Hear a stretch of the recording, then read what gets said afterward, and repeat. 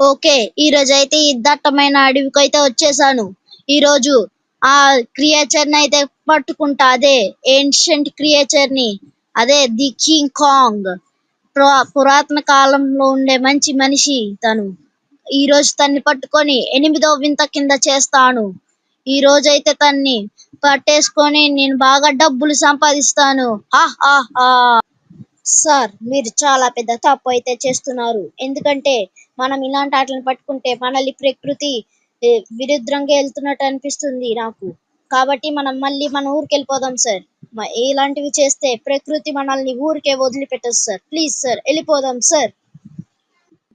ఏ, నువ్వెవరమ్మా? పని చేయడానికి వచ్చావా, లేదంటే నాకు సలహాలు ఇవ్వడానికి వచ్చావా?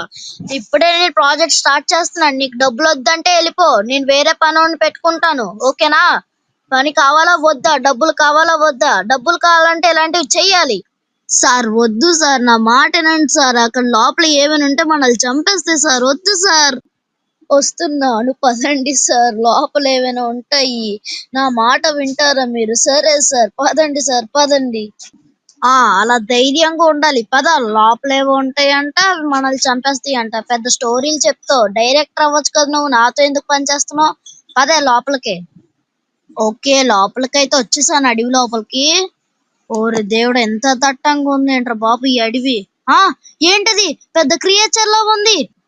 రే, కాంగ్ ఎక్కడున్నాడో చెప్పండిరా. ఆ ఆ ఆ ఈరోజు మిమ్మల్ని తిని నా కడుపు నింపుకుంటాను.